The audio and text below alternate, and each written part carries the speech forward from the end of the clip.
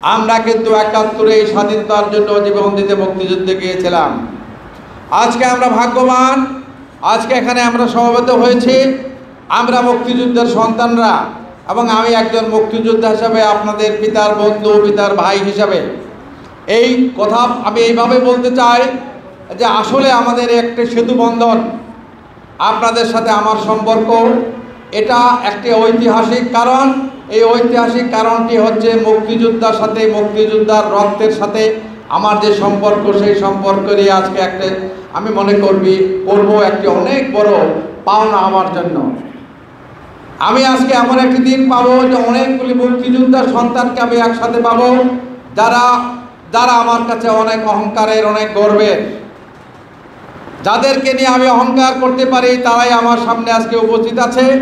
প্রিয় আমার এই মুক্তিযোদ্ধার সন্তানগণ, আমি তোমাদেরকে একটি কথাই বলবো, আমি তোমাদেরকে রাজনৈতিক হাতিয়ার হিসেবে ব্যবহার করতে চাই না।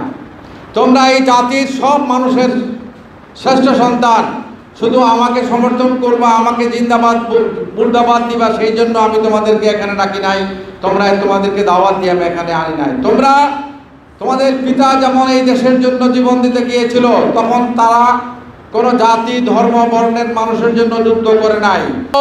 তোমরাও একইভাবে এই দেশের মানুষের, এই সমাজের পরিবর্তনের জন্য, এই দেশের মানুষের অধিকার প্রতিষ্ঠার জন্য একটি গণতান্ত্রিক বাংলাদেশ গড়ার লড়াইয়ে তোমরাও বাবার মতো অগ্রণী ভূমিকা পালন করবে, সৈনিকের দায়িত্ব পালন করবে, সেটাই আমার প্রত্যাশা। আমি ব্যক্তিগতভাবে আমি অন্যায় করলেও তোমরা আমাকে সমর্থন করতে হবে, সে কথা আমি বলবো না। আমি যদি অন্যায় করি, আমি যদি বিপদগামী হই, নিশ্চয়ই তোমরা তার প্রতিবাদ করবা। এটাই তোমাদের কথা, এটাই তোমাদের ধর্ম।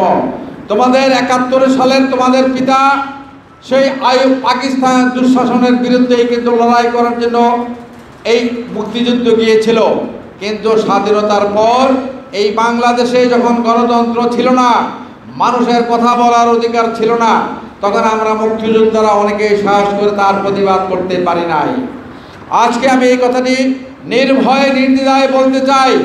আমাদের ৭১ যেমন আমাদের স্বাধীনতার জন্য কথা বলার কথা ছিল, কথা বলেছি, লড়াই করেছি, প্রতিবাদ করেছি। আজকেও আমি বলবো, আমি ৭১ পরে কিন্তু কোনো স্বৈরাচারের কাছে মাথা নত করি নাই। আমার নামে মামলা হয়েছে, আমার নামে অনেক অসুবিধা হয়েছে। আমি আমার ব্যবসা প্রতিষ্ঠানে আসতে পারি নাই, আমি আমার পরিবারের সাথে থাকতে পারি নাই। কিন্তু শত কষ্টে, অত্যাচারের পরেও আমি কিন্তু কোনো স্বৈরাচারের কাছে আমার মাথা অবনত করি নাই, আমি কোনো রকমের আপোষ করি নাই। তাই আজকে আমি তোমাদেরকে বলবো, তোমরা আমার কাছে এসেছো, আমার অহংকারের জায়গা এটাই। তোমরা আমার সূর্য সন্তান, আমার সন্তানের মতো তোমরাও। আমার একটি ছেলে আছে যে আমাকে নিয়ে গর্ব করতে পারে, আমি তার বাবা, আমি একজন মুক্তিযোদ্ধা। একইভাবে তোমাদের পিতাগণ, যাদের সাথে আমার অনেকেরই ভালো সম্পর্ক ছিল, বন্ধুত্ব ছিল, যারা আজকে এই দুনিয়ায় নাই, আর যারা আছে রূপগঞ্জের মুক্তিযোদ্ধারা, তাদের সাথেও আমার সম্পর্ক আছে, থানা কমান্ড কাউন্সিলের সাথেও আমার সম্পর্ক আছে। আমি তোমাদেরকে এই ব্যাপারে আশ্বস্ত করতে চাই, তোমাদের ব্যক্তিগত প্রয়োজনে, পারিবারিক প্রয়োজনে, সামাজিক প্রয়োজনে, রাজনীতিক মতাদর্শের ঊর্ধ্বে গিয়েও আমার যদি তোমাদের জন্য কিছু করার থাকে, সেটা আমি নিশ্চয়ই করবো। এই ব্যাপারে আমি তোমাদেরকে আশ্বস্ত করতে চাই। সারা বাংলাদেশে 300 আসনে যদি আমরা মনে করি যে হাতে গোনা কয়েকজন বীর মুক্তিযোদ্ধা রয়েছে যারা জাতিকে নেতৃত্ব দেওয়ার জন্য এখন সক্ষম, তাদের মধ্যে অন্যতম হলো বীর মুক্তিযোদ্ধা জনাব কাজী মনির সাহেব।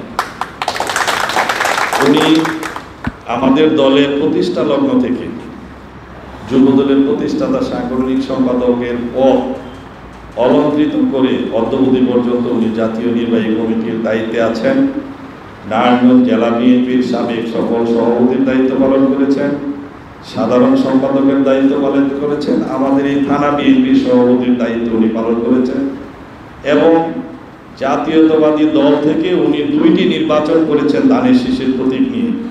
সুতরাং এই ফেব্রুয়ারি মাসে, 2026-এর ফেব্রুয়ারি মাসে যে নির্বাচন অনুষ্ঠিত হবে, সেই নির্বাচনও ইনশাআল্লাহ উনি ধানের শীষের মনোনয়ন নিয়ে নির্বাচন করবেন। উনি ধানের শীষের মনোনয়ন নিয়ে নির্বাচন করবেন। উনি ধানের শীষের মনোনয়ন নিয়ে নির্বাচন করবেন।